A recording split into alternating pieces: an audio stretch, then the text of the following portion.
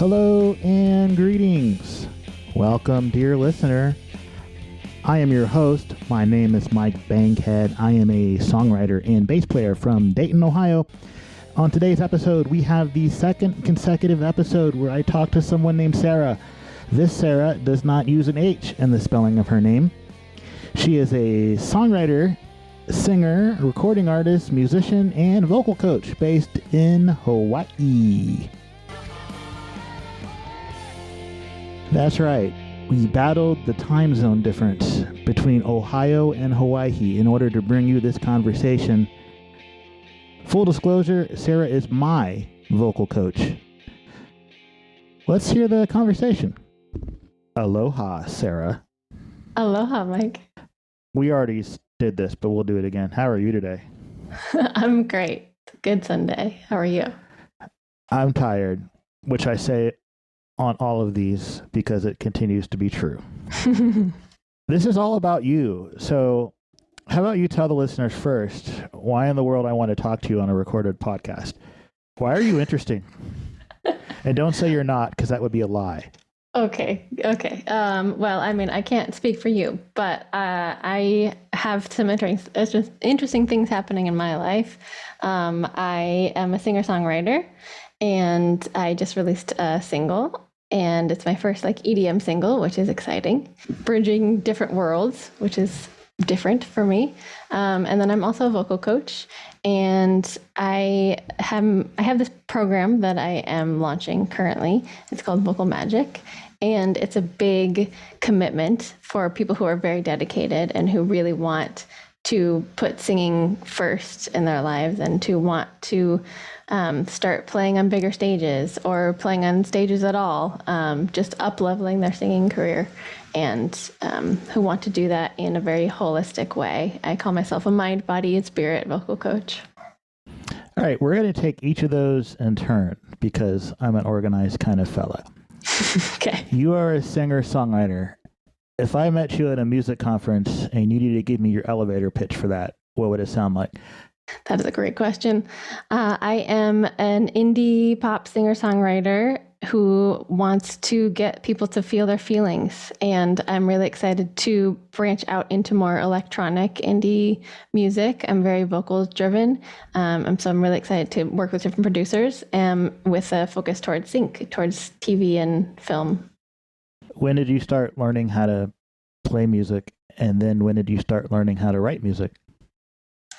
I started learning how to play music. I mean, there's different moments in my life. I think I took piano lessons in third grade, but it wasn't really my thing. Still isn't really my thing. I just play because I have to, because I'm a vocal coach. I don't know. I just never felt connected to it very much. And then I started playing guitar when I was in 8th grade, so 14-ish.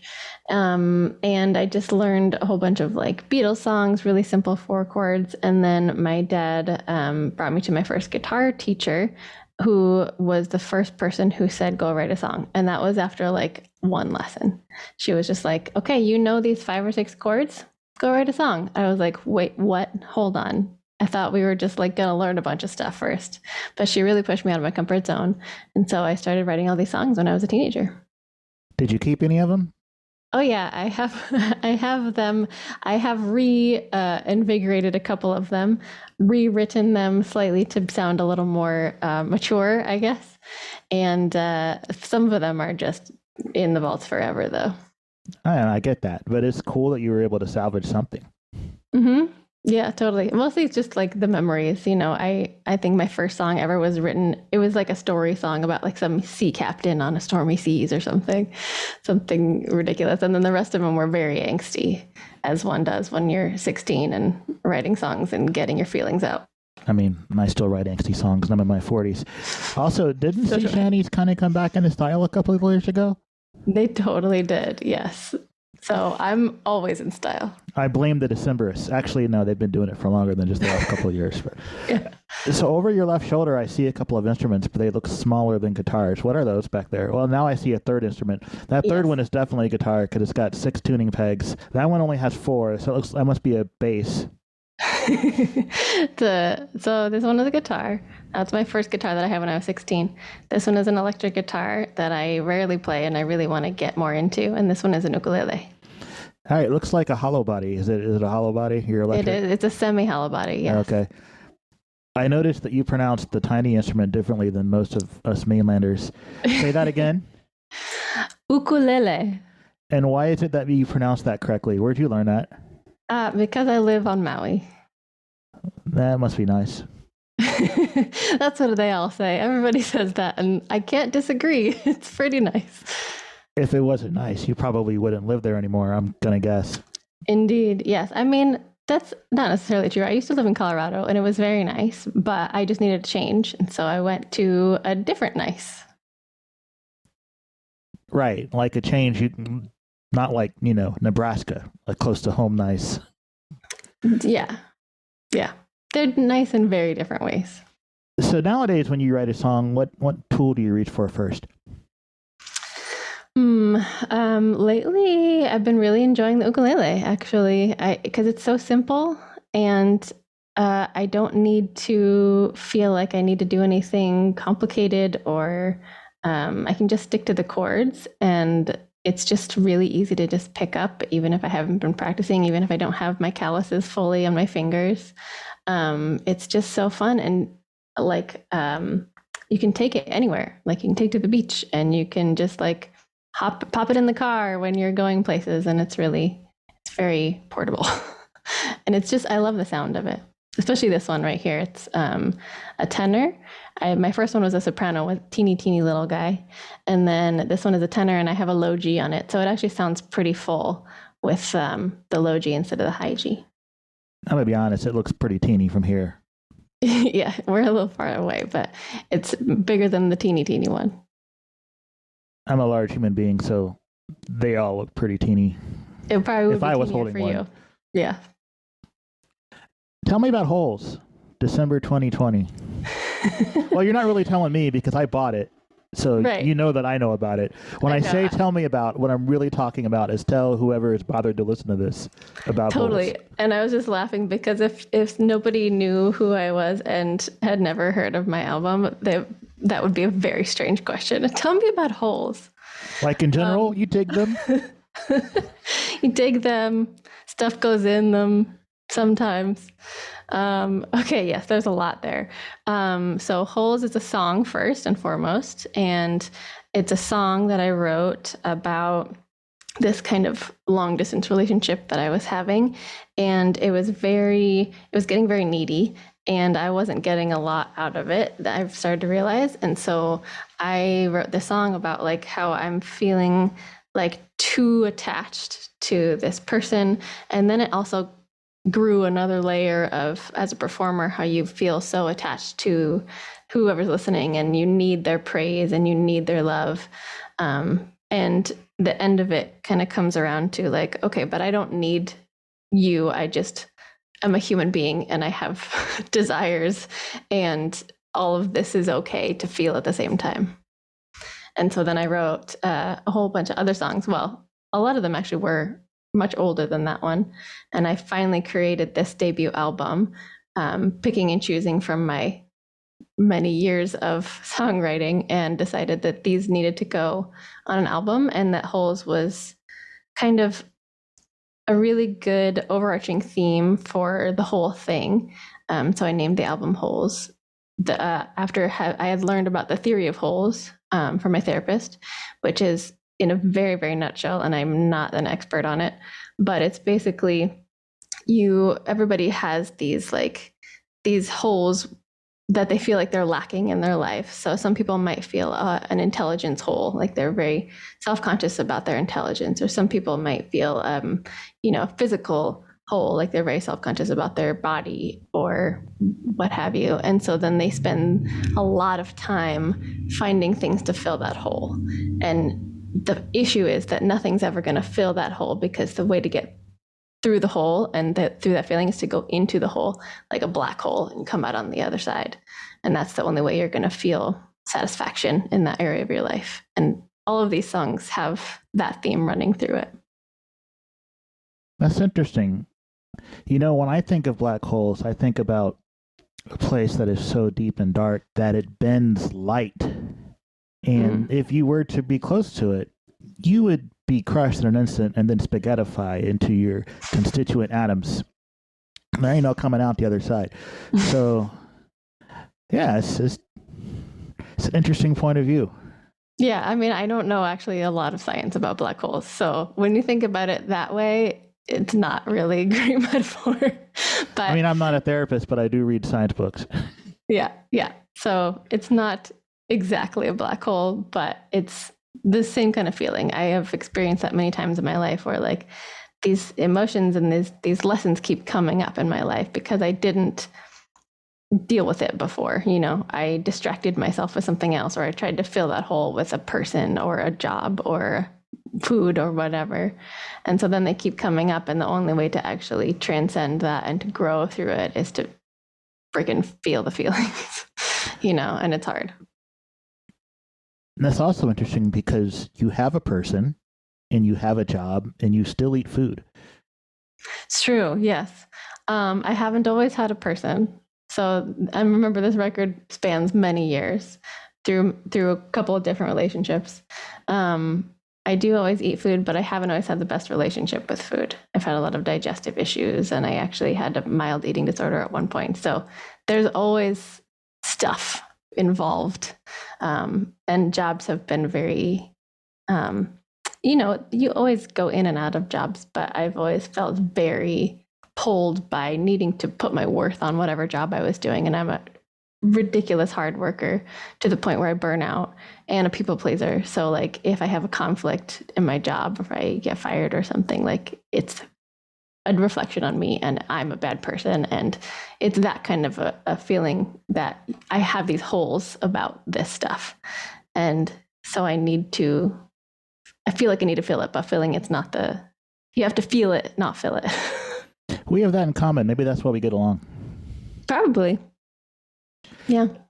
You seem like you're in a pretty decent place now in regard to all of these holes. So the question is, now that you're in a decent place, can you still write? That remains to be seen, doesn't it? Yeah, I wonder that all the time. I do think I still write pretty good songs because in the last year I've written some of my best work, I think. It's not entirely always as driven by my dark stuff as it has been in the past, though. So, like, sometimes I'll go watch a TV show and some, personality conflict comes up, and I'm like, ooh, that's a good thing to write a song about. One time I was staying in like a cabin out far away from civilization, and there's this huge spider, and I tried to like take it outside, like cover it with like a Tupperware or something, and then put some paper under it. You know how you do that. But I actually ended up smashing it instead of covering it and preserving it to take it outside. And that became a whole, because I was in a cabin in the woods, I had a lot of time to think about it. And it was a whole metaphor about my last relationship. And so, like, all of these things can spark song ideas, thankfully. So when you have a song idea, you reach for the ukulele. What happens next? Hold up. You reach for the ukulele. Ukulele. Ukulele. Good job. I know how to listen at least. You reach for the ukulele. What happens next? That is different, slightly different every time. Lately, I've been really trying to have an organization to it. I really am trying to write my hook first and my chorus first, so I know what the heck I'm writing about the rest of the song. I think that's super important, and a lot of songwriters kind of miss that step. They're like, oh, the chorus will just come out of one of these lines that I'm writing, and sometimes it does. But like, I needed a structure because I was writing lots of amazing lines of like poetry and stuff, and sometimes I'd come up with pretty good riffs and chord progressions, but like I didn't have a way to put them together. And so I needed to start with the chorus first. Like I said, it's not a hard and fast rule, but that's what I've been trying to do. And then from there, kind of in tandem, write the verse lyrics and the musical landscape at the same time, remembering to follow the flow as it comes. So I just read I mean, I often read advice from Dan Wilson because I follow him on Twitter. He's one of my favorite songwriters. But something he said recently, like within the last week, I thought about, and I haven't tried it yet. I'm going to throw it at you. Maybe you'll get to it before me. He's like, all right, so you write your first verse and your first chorus, and a lot of songwriters get stuck there, right? Second verse, roadblock, right? But anyway, regardless of whether you get stuck, he's like, you written your first verse and your first chorus. Discard your verse. Your chorus is now your verse. Write a new chorus. I love that. Which I haven't done, but I'm going to try it someday. I love that because usually my choruses are way better than my verses, and I hold on to the verses for dear life because they're so precious to me. So I think that's great advice, and I'm totally going to try that. Yeah, I mean, look, if it doesn't work, you don't have to keep the song around. But I think the idea behind that is a lot of songwriters are like, right, they bring the best hook for the chorus. But what if you have another one in there? Yeah. It's okay to beat people with more than one hook, right? I think so, for sure. Most of the best pop songs nowadays and rock songs have more than one hook, and you got to keep the people listening. And also you have to allow yourself to go to another level that you may not think is there. So you got to keep bettering and bettering as the song goes on. I love that. Yep. We'll see who gets to that first. All right. So indie folk / indie pop, except for this new one. So tell me about the new one. Yes. I wrote No Excuses during pretty much our first lockdown. I was teaching a songwriting class to some teens. And I decided that I really needed to write a song as well with them because I was having a lot of feelings and I didn't know it was going to come out. So, I gave them, just like free write for 15 minutes. And this is what came out, this feeling of like, I have all this feeling that is inside me and this desire to do this music thing. And also all the COVID stuff is compiling on top of me and I just need to get it out. And so that ended up being like, you just have to feel. It's the same theme as whole. Like you have to feel what you're feeling to get to the other side of that, the stuckness that you're feeling. And also it was a motivation for me to get off my butt and finally record my album, which I ended up doing in August of 2020. So it was really, as all my songs are, even if I'm talking to somebody else during the song, I'm always talking to me because I'm the one that needs to hear it. And all of the feelings that were happening during that time, I think it's so many of us were deflecting in whatever we were posting on, politically or health-wise, otherwise. We were all just deflecting and not feeling what we were really feeling, which is a whole lot of fear. And so that was just a reminder to myself to just like, the world is scary and it's okay to feel that, but just don't distract yourself and shove it down deeper, All right. I just learned that you wrote this in the same time period as some of the songs from Holds. So how did it turn out to not be an indie folk song? That was a great question. The melody it felt so much more epic than I could do justice with my guitar, So like I had this melody and I just felt that it needed to be more dancey. It needed to have a whole electronic production to it because I was belting it at the top of my lungs, no excuses. Like it's not this teeny little na, na, na, na, that I usually do. So it needed to pack a punch. And so I was doing a lot of sync groups on Facebook and boot camps and whatnot. And I had just posted on one of them, like I felt super fired up and I was like, hey, looking for producers. I'm a top liner. Give me your phone number and we'll talk about collaborating and co-writing. And then I think one or two people reached out to me, and one of them was Frank Iva, who is a producer in San Diego, who that's what he does is EDM. He's really starting to like make that his niche. And so I listened to some of his stuff and I was like, dang, this is quality stuff. And I sent my terrible GarageBand demo to him, my very preschool level production skills of like what I was hearing. And he made it 8 billion times better. And so then I recorded the final vocals in my little makeshift vocal booth, which I made with 3 blankets behind my bedroom door. And he just ran with it and made it great. Do you mind if we play that for the listeners? No, please go ahead. All right.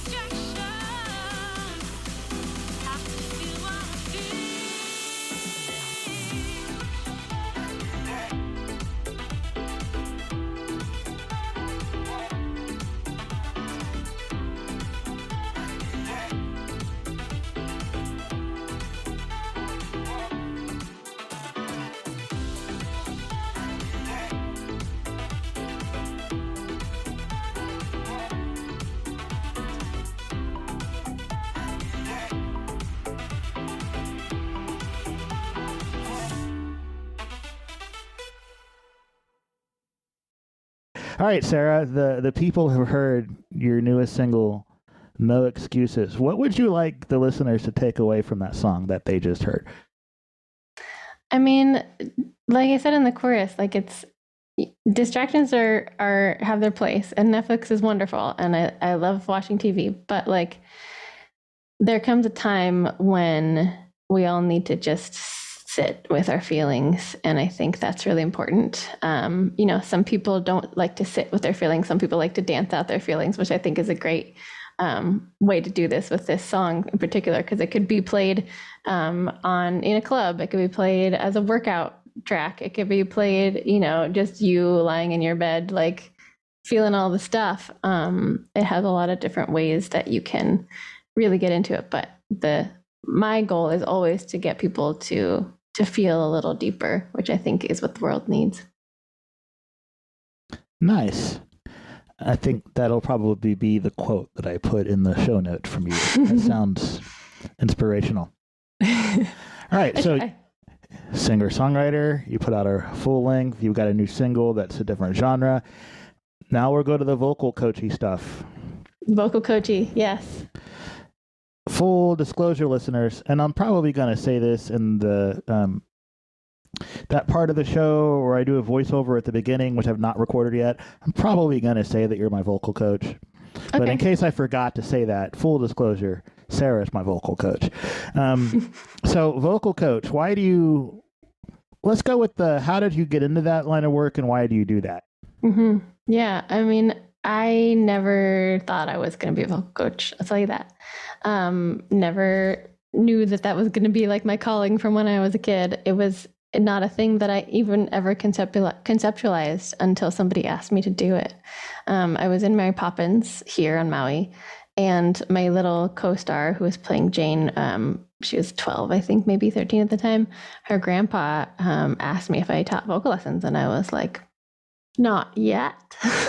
And so then I really, dove into it. I had taken classical lessons and other voice lessons on my own for 4 or 5 years. And so I felt confident that I knew a lot of techniques and warm-ups and I could do it.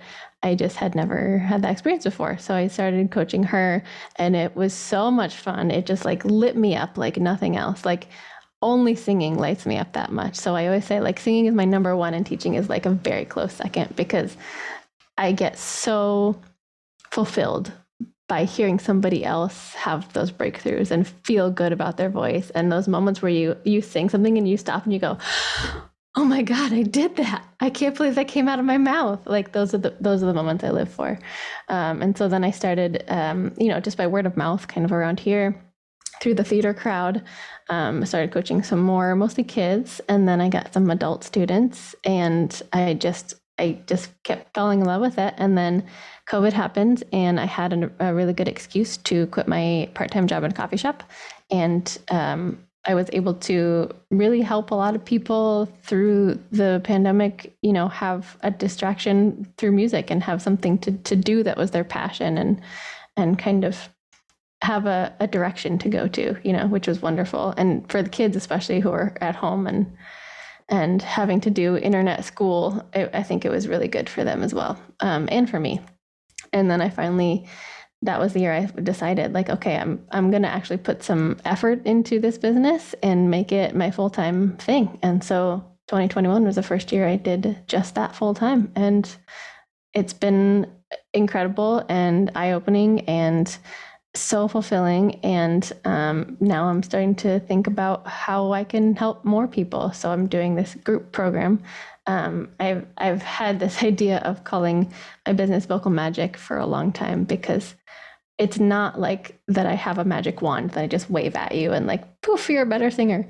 But like what I do is I help peel away the layers of basically that we've put on our voices for our whole lives, and so you can discover the magic that you already have within you, because it really is like, I can't tell you what button to push on your voice. It's you that has to learn how to use your voice. So I always say, I don't teach you how to use your voice, I teach you how to learn your voice, because I'm just asking you questions so you get to know your voice better, because I'm not the one that's working it, you are.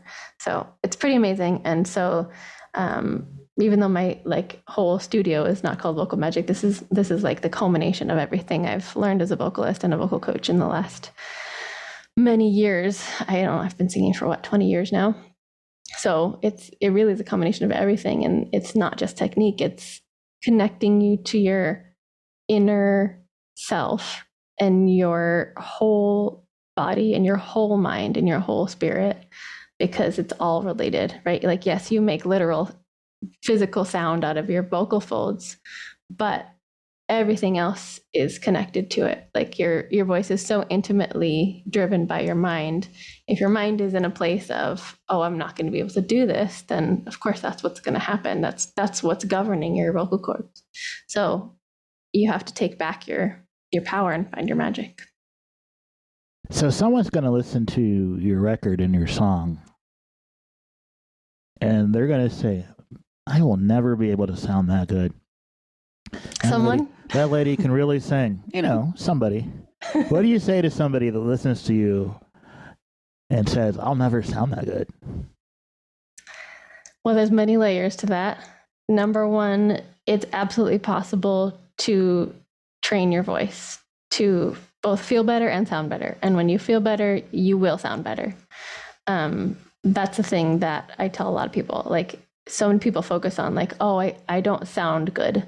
But what you really need to be focusing on is how it feels. You need to feel good first, and then the sound will come from there. Because if you're always worrying about your sound, you're always adjusting, you're always fixing, and you're stiff and you're tight.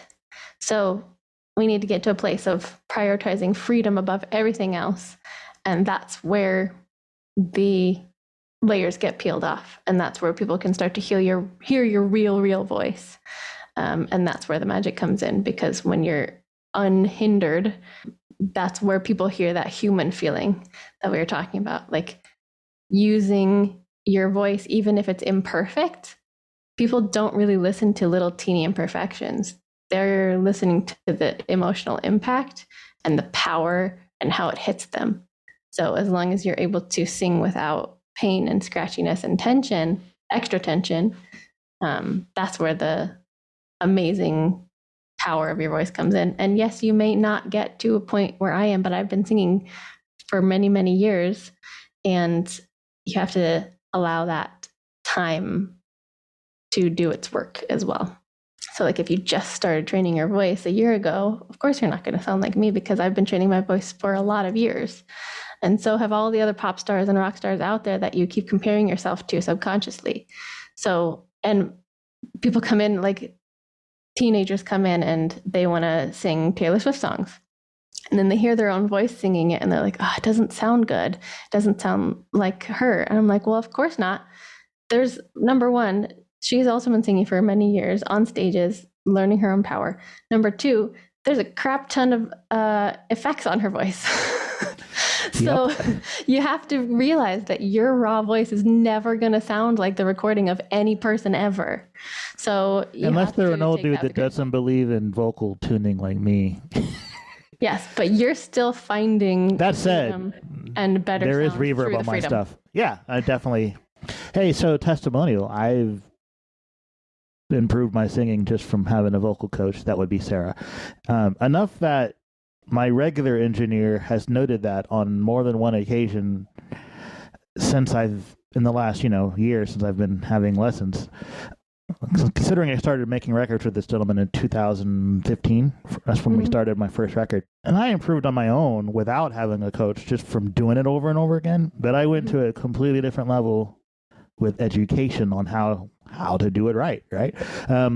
So let's say someone's interested in taking voice lessons, but they're like, man, I know that I'm just way off key, and I feel it's not working for me. What can someone with zero training benefit from vocal lessons?